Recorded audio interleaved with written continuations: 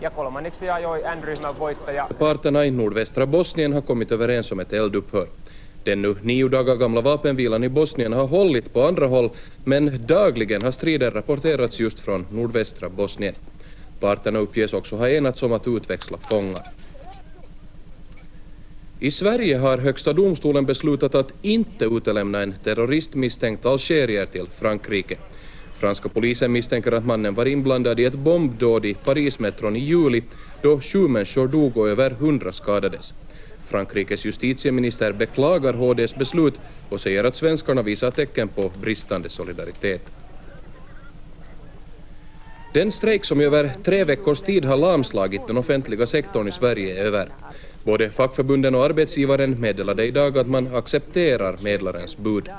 Det 3-åriga avtalet ger löneförhöjningar på i genomsnitt 3,8%.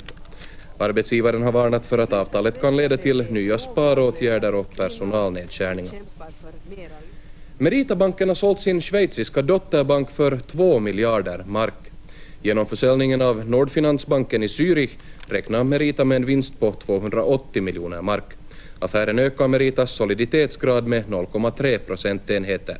Nordfinans köptes ursprungligen av KOP och den ansågs numera passa dåligt in i Meritas helhetsstrategi. Branden i Stormossens avfallshanteringsanläggning i Korsholm förorsakade skador för 100-tusentals mark. Branden bröt i eftermiddags ut i en förbehandlingshall och spred sig snabbt till en av transportörerna. Brandkåren fick i alla fall snabbt branden under kontroll. Branden ledde till att verksamheten vid anläggningen måste läggas ned för ett par veckor. Och så vädret som ser ut att bli mulet. Imorgon snöar det på många håll, i söder är det snöslask. Temperaturen i söder lite över 0, i norr är det minusgrader. Stormvarningar och varningarna för hård vind ser ni på kartan. Dessutom varnas bilister för halt väglag. TV-Nytt igen imorgon klockan 18. Nu önskar vi er en god natt.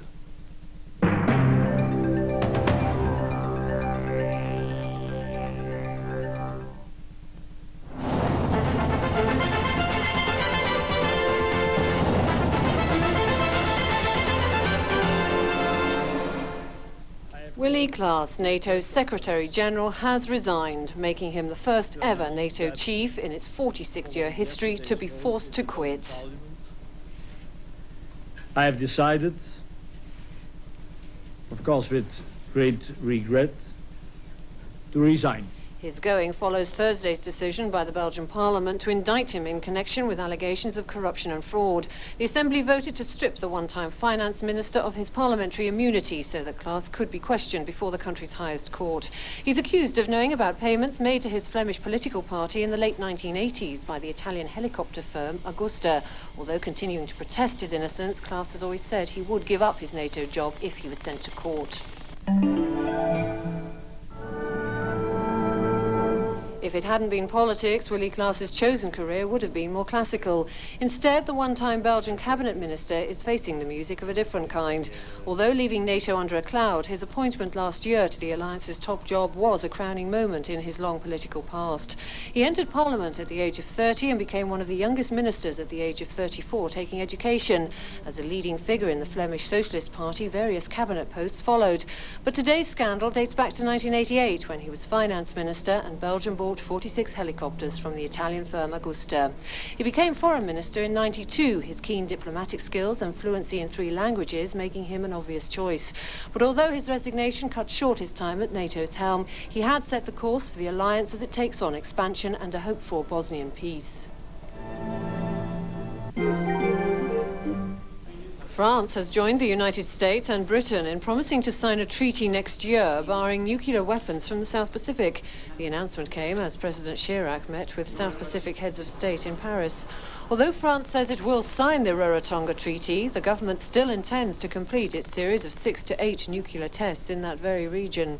Opposition to the tests culminated in riots last month on the nearby island of Tahiti. Locals went on the rampage after the first test on September the 5th. But while the strength of anti-nuclear feeling has taken the French government by surprise, the South Pacific will have to wait until next year before becoming a nuclear weapons-free zone. The presidents of France and Russia have both said they favour the setting up of a meeting in Moscow ahead of the Washington-Bosnia peace talks. Both leaders agreed that it would be an opportunity for representatives of the warring factions, along with the contact group, to establish some ground rules before the October 31st talks. The prospect of such a meeting was raised as President Yeltsin met President Chirac on the start of an official trip to the West. Russia and France are equally concerned that the new peace deal in Bosnia is being dominated by the Americans, and both would like to have more of a say in how that peace is established. Warring factions in Bosnia appear to have reached an agreement in Sanski Most, which will mean the ceasefire taking hold at last in that area. The agreement, claimed so far by the Bosnian Serbs, arose after a meeting under UN auspices between Federation and Bosnian Serb commanders. If confirmed, it will mean the establishment of an agreed front line, which had until now been under attack. Continuous artillery duels had been endangering the 9-day-old truce in the rest of Bosnia. A similar meeting has also taken place on the road between Serb-held Banja Luka and Croat-held Mokoničgrad. The cessation of hostilities in both regions will leave just sporadic fighting, which the UN hopes will gradually die down. Water on tap again for the people of Sarajevo. It was one of the prerequisites for the ceasefire that water along with power would return to the Bosnian capital. Now, with the admittedly fragile ceasefire more than a week old, work is progressing towards a complete restoration of supplies. The Bosnian Serbs had turned the water off to the besieged city, leaving unused pipes to corrode or break, but repairs are now underway. It means that after months of having to fetch water in plastic containers from standpipes, normality is returning to the city. The UN Criminal Tribunal for former Yugoslavia, confirming war crimes charges against a Bosnian Serb camp commander, has issued an international arrest warrant for him. The ruling brands Dragan Nikolic an international fugitive from justice and compels all UN member states to try and arrest him and surrender him for trial. The tribunal heard Muslim witnesses testify how they endured a reign of terror at the Rijeka prison camp in northeastern Bosnia in 1992. They testified that as camp commander, Nikolic presided over a regime of beatings, rapes and killings. Nikolic has remained at large in Serb-controlled territory in Bosnia since being charged last November. At least 2 people are reported dead, with more injured after a car bomb exploded in the Croatian port of Rijeka. The blast happened in front of an Interior Ministry police building where passports and other identification documents are issued. Witnesses say many people have been injured in the normally crowded area. It's not yet known what the motive was for the attack, but the country is in the middle of a parliamentary election campaign leading up to a poll on October the 29th. Silvio Berlusconi has called for a parliamentary vote of no confidence in Italy's government. The leader of the Forza Italia party has rallied his parliamentary allies in his attempt to topple Prime Minister Dini's non-aligned administration. It follows Thursday's no confidence vote in the now former Justice Minister Filippo Mancuso. Berlusconi claims Dini's government has turned into a political animal which is beyond its temporary brief and should go. Italy's Senate had lined up for and against Mancuso, with Dini distancing himself from the controversial minister. Italy's parliament will decide early next week when to schedule the no-confidence vote. Abdelkrim Denesh, the man France wants to interview in connection with the recent bombing campaign, is continuing to avoid extradition. The Supreme Court in Sweden, where Denesh was arrested, has refused the Paris request for him to be sent to France on the grounds of errors in the international arrest warrant. Such a procedural bar can delay extradition, but does not in itself mean Denesh has avoided it completely. But the court's 5 judges also said there was enough evidence to prove Denesh was in Stockholm on July the 25th, the date of the Saint Michel metro bombing when 7 people were killed. Frustration among Palestinians stranded aboard a car ferry off the coast of Cyprus finally boiled over into anger when they stormed the ship's bridge on Friday. But tension subsided when Syrian officials boarded the ferry and said that a vessel to take most of them to Syria was on its way. 650 Palestinians arrived off Larnaca on Tuesday after being ordered out of Libya last week. In August, Libyan leader Muammar Gaddafi ordered some 30,000 Palestinians to leave his country and return to Palestinian-controlled areas, ostensibly to expose what he calls the sham peace between Israel and the PLO.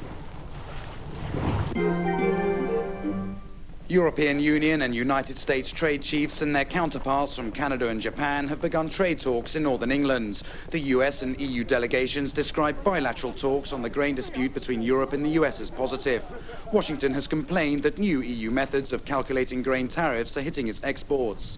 US compensation for reduced trade following EU enlargement is another important bilateral issue.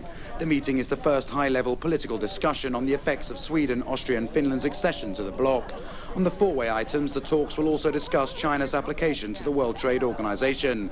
But US Trade Representative Mickey Cantor sent a strong signal that Washington believes China is not ready for membership. Over the next 6 days, New York City will be host to the largest gathering of world leaders in the history of the world. The words of the city's mayor, Rudolph Giuliani, on the eve of this weekend's celebrations of the 50th anniversary of the United Nations. New York City, gearing up to receive 180 world leaders, has tightened security and has prepared for traffic chaos ahead of the weekend's events. A 24-hour command post has been set up at the FBI's Lower Manhattan headquarters, where the FBI will coordinate security measures to protect the visiting leaders from possible attacks. European Union science ministers meeting in the French city of Toulouse have agreed to take part in a future international space station without renouncing their other joint space projects.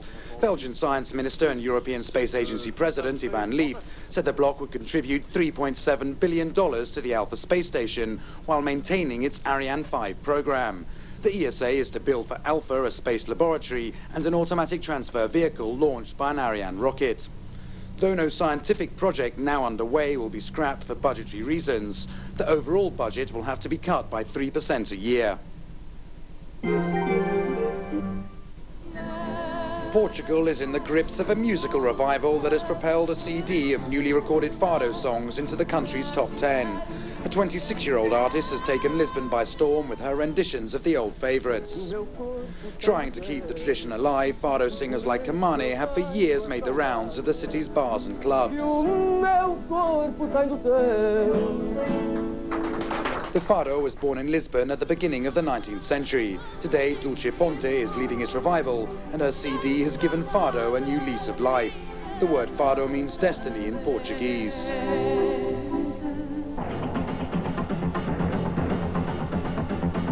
The next bulletin on Euronews in 20 minutes.